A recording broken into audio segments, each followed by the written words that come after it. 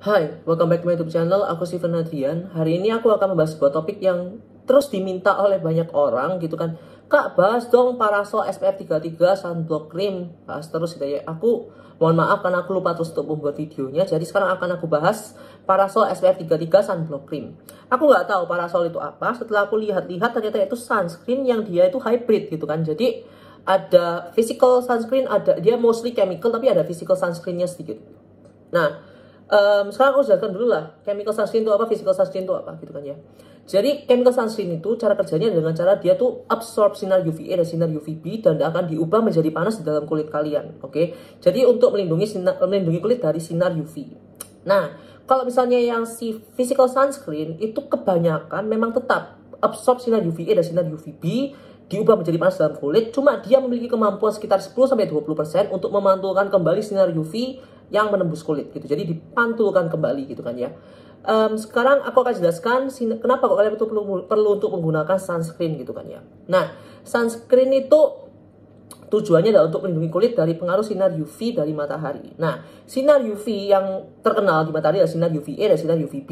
Nah, sinar UVA ini lebih banyak dari sinar UVB. Kenapa? Karena sinar UVA itu memiliki panjang gelombang yang lebih panjang gitu kan ya. Terutama sinar UVA1.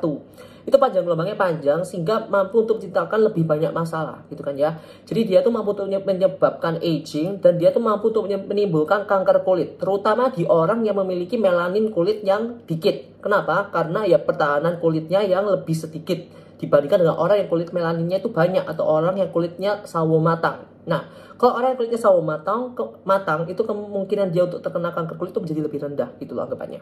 Oke. Kemudian UVB gimana kak? Ya itu lebih kayak UV, I will say it's burn gitu kan, kayak gosong-gosong dikit di kulit gitu lah. So it doesn't cause a lot of problems in the long run. Oke, sekarang kita mulai bahas. Oh ya, aku ngomong juga kalau misalnya sunscreen ini bahan kimianya pasti susah-susah ya. Jadi bear with me, akan aku taruh ingredients listnya di bawah di description box seperti biasa supaya kita bisa baca bareng. Oke, yang pertama adalah purified water. Yang kedua adalah octyl methoxycinnamate. Nah, octyl methoxycinnamate itu merupakan nama lain dari octinoxate. Nah, octinoxate itu merupakan chemical filter yang sudah di-approve oleh FDA atau Food and Drug Administration di Amerika sebagai bahan penyusun utama dari chemical sunscreen. Jadi chemical filter yang sudah di-approve. Nah, si octinoxate ini bagusnya kenapa? Karena dia tuh mampu untuk absorb sinar UVA dan sinar UVB dengan efektif gitu kan. Jadi it's an effective chemical filter. Kemudian yang ketiga dia ada benzophenone 3. Nah, benzophenone 3 ini merupakan jenis chemical filter yang tidak terlalu bisa untuk absorb sinar UVA ya. Jadi dia tuh lebih ke arah sinar UVB. Jadi untuk pelindungan terhadap sinar UVA dia rendah. Jadi lebih ke arah sinar UVB. Jadi untuk mencegah burn gitu-gitu saja. Dan benzophenone ini pun bisa dibilang ingredients yang agak kontroversial ya. Kenapa gitu? Karena dari beberapa studi yang udah aku baca, benzophenone ini termasuk ingredients yang kayak ada yang ngomong dia bahaya, ada yang ngomong dia nggak bahaya. Oke. Beberapa studi yang aku baca memang kebanyakan studinya ngomong dia aman. Oke, dia aman digunakan di kulit. Cuma ada beberapa studi juga ya. Aku baca cuma satu sih gitu kan ya. Satu studi yang aku baca itu ternyata benzophenone itu toksik bagi tubuh gitu kan ya. Kenapa gitu kan ya? Kalau kita memakai sunscreen gitu kan ya, harapan kita adalah bahwa sunscreen itu kan tetap hanya ada di permukaan kulit kan ya. Jadi kita kan nggak berharap supaya dia itu terserap dalam tubuh atau gimana kan, enggak. Harapannya ya ada di permukaan kulit saja. Nah, ternyata benzophenone ini memiliki berat molekul yang sangat rendah gitu kan ya. Ternyata dia tuh bisa terabsorpsi ke dalam tubuh, masuk ke dalam sistem peredaran darah gitu kan ya. Dan dari studi yang aku baca juga ternyata ditemukan kadar benzophenone di dalam urin. Yang berarti benzophenone tersebut sudah pasti melalui ekskresi melalui ginjal gitu kan ya. Jadi udah pasti lewat ginjal dan kawan-kawannya, makanya dia kalau misalnya ekskresi, oke, farmakodinamik, farmakokinetik obat. Ekskresi itu bisa melalui ginjal dan bisa melalui hati. Oke, jadi agak-agak tricky kalian pilih yang mana, tergantung bahannya apa. Jadi ada kemungkinan dia terekskresi melalui ginjal ataupun melalui hati. Jadi kalau misalnya takutnya bahan-bahan itu kan kayak harapannya tidak terabsorb ya, tidak terabsorb ke dalam tubuh, malah ditemukan di dalam urin. Berarti dia udah muter-muter nih di ginjal maupun di hati. Dan ternyata orang itu pun juga takut kalau misalnya wah jangan-jangan ini bahan toksik untuk hati dan toksik untuk ginjal nih gitu loh. Jadi ada kemungkinan bahan ini tersebut ini toksik gitu. Jadi kalau misalnya karena kita ini kan hasil yang kelabu gitu kan ya. Jadi terserah kalian mau pakai ada benzofenonnya atau enggak masalah, karena banyak studi yang ngomong itu enggak masalah, ada yang ngomong dia masalah. Jadi kalian pilih saja, pilihan di tangan kalian. Oke, kalau aku pribadi tebus saja nggak apa-apa. Kemudian yang keempat, dia mengandung isopropyl palmitate. Itu lebih ke arah moisturizer lah, supaya nggak kerasa kayak kering di kulit juga. It's a moisturizer. Cuma dia karena isopropyl palmitate ya, jadi agak-agak pore clogging. Oke. Jadi agak comedogenic sedikit. Jadi kalau misalnya kalian yang kulitnya super acne prone atau gimana, then you might want to avoid this karena agak-agak comedogenic. Oke. Kemudian yang kelima, dia mengandung 4-methylbenzylidine camphor. Nah, 4-methylbenzylidine camphor ini nama lainnya adalah enzacamin. Nah, enzacamin ini once again chemical UV filter yang dia tuh lebih ke arah untuk absorb sinar UVB, bukan sinar UVA. Jadi kemampuan untuk absorb sinar UVA-nya rendah, lebih ke arah sinar UVB saja sih. Kemudian mengandung C12-15 alkyl benzoat emollient untuk melembutkan kulit sebagai moisturizer. Kemudian dia mengandung glyceryl stearat. Glyceryl stearat ini juga bisa sebagai emollient, bisa sebagai emulsifier untuk menggabungkan fase minyak dan fase air gitu kan. Karena ya kita tahu lah kalau misalnya fase-fase kayak sunscreen seperti ini tuh kebanyakan oil soluble. Jadi harus bisa lebih diatur gitulah. Kemudian mengandung stearic acid. Stearic acid di sini lebih ke arah fatty acid ya. Fatty acid untuk kulit lebih ke arah emollient dan untuk melembutkan kulit. Nah, stearic acid yang ngomong dia comedogenic atau ngomong dia gak comedogenic, I personally don't think it's comedogenic. Tapi kalau misalnya kalian memang sensitif terhadap itu, ya kalian bisa hindari.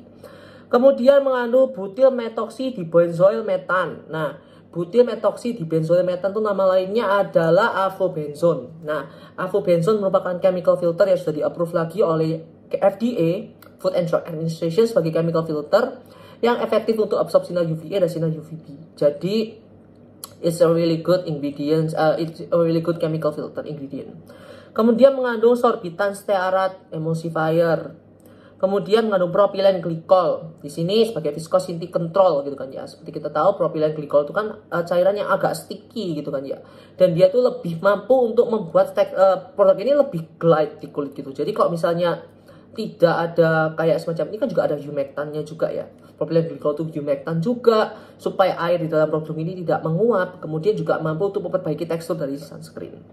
Kemudian mengandung titanium dioxide. Nah, di sini dia mengandung titanium dioxide ini merupakan chemical filter yang bersifat physical gitu kan ya. Jadi physical sunscreen titanium dioxide mampu untuk memantulkan sedikit sinar matahari kembali. Dan also titanium dioxide itu juga merupakan pigmen ya. Jadi karena titanium dioxide itu berwarna putih, jadi juga bisa menjadi pigmen pewarna bagi sunscreen. Oke. Kemudian mengandung cetyl alkohol, viscosity control kok di sini.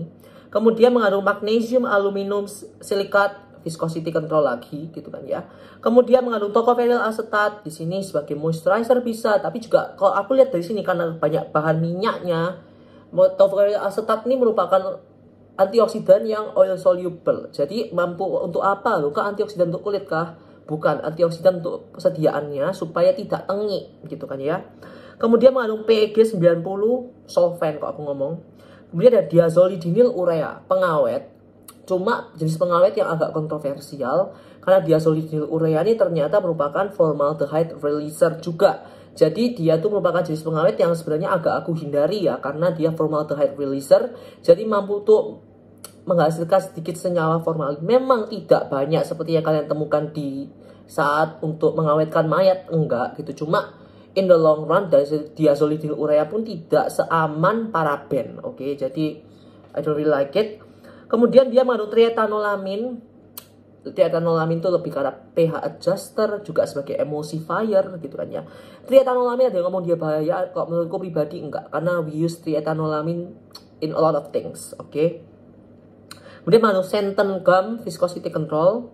Kemudian mengandung methylparaben dan propylparaben, nipagin, nipasol gitu kan ya, sebagai pengawet sediaan juga untuk mencegah mikroorganisme tumbuh. Paraben aku nggak masalah. Kenapa? Karena ya nggak banyak jurnal yang studi membuktikan kalau dia berbahaya. Malah ngomong-ngomong rata-rata ngomong dia tuh aman gitu kan ya. Dan nipah-nipah tuh merupakan jenis pengawet yang sering digunakan juga di sediaan farmasi. Jadi it's completely fine. Kemudian mengandung aluminium hydroxide, aluminium stearat, ada viscosity control, ada juga sebagai emulsifier. Kemudian ada aloe-barbadensis leaf extract sebagai pelembab saja, hydrating ingredients gitu kan. Di bawah sekali memang, cuma ya at least ada lah ya, hydrating, soothing sedikit. Kemudian mengandung BHT di sini. BHT antioksidan juga. Jadi dia juga oil soluble ya. Jadi antioksidan di sini penting sekali untuk mencegah supaya produk kalian tuh nggak tengi. Karena kalau misalnya fase minyak seperti ini gitu kan ya, itu rawan tengi. Jadi harus ditambahkan antioksidan. Kemudian dia mengandung disodium EDTA, itu berupa chelating agent, mampu untuk mengikat logam gitu kan ya, untuk logam bermuatan. Jadi once again untuk mencegah tengi. Karena di sini ada logamnya, ada aluminium, ada magnesium. Jadi kan banyak logam tuh, perlu juga digabungkan dengan disodium EDTA berupa chelating agent. Oke, kemudian mengandung CI77942, CI77941, CI77499 pigmen. Jadi untuk pewarna produk gitu kan. Jadi pewarna produk saja sih, it's fine, colorant gitu. Cuma kalau bagi kalian yang sensitif terhadap colorant, then you might want to avoid this. Nah, sudah, ingredients listnya panjang kan ya anggapannya. Nah, moga-moga kalian paham.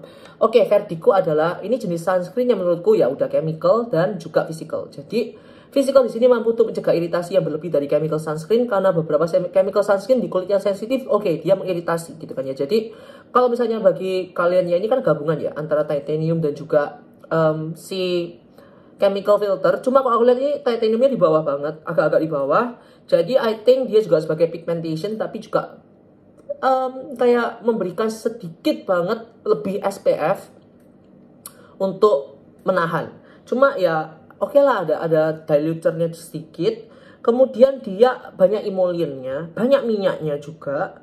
Jadi itulah kenapa kalau misalnya mungkin kalian yang kulitnya gampang berjerawat, then you might want to avoid this karena ada isopropyl. Kemudian ada juga stearic acid. Cuma kalau misalnya kulit kalian kering dan nggak gampang jerawatan, then you might want to use this.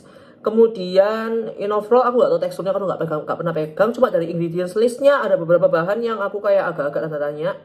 Ada diosilidinyl urea juga. Jadi it's fine, oke, it's fine karena rendah juga kan digunakan di produk kayak gini. Cuma if you want to use it, then completely fine for you. Cuma aku agak-agak ngeri dikit, ada diosilidinyl ureanya juga. Banyak sekali antioksidan, ada BHT, ada tocopherol asetat gitu kan, ada antioksidan untuk mencegah tengi, nggak masalah. Ya, I think overall this is quite nice sunscreen, oke. Kalau misalnya kalian mungkin karena dia teksturnya kelihatannya nggak sampai ya kayak gel yang lebih ringan. Ini kelihatannya agak-agak thick deh kalau dari aku lihat di sini, karena dia kelihatannya banyak emollientnya, jadi agak-agak thick sedikit. But if you want to use it, then it's completely fine. Dan ya silakan kalian beli, nggak masalah kok. Oke, thank you so much for watching. See you next time. Bye.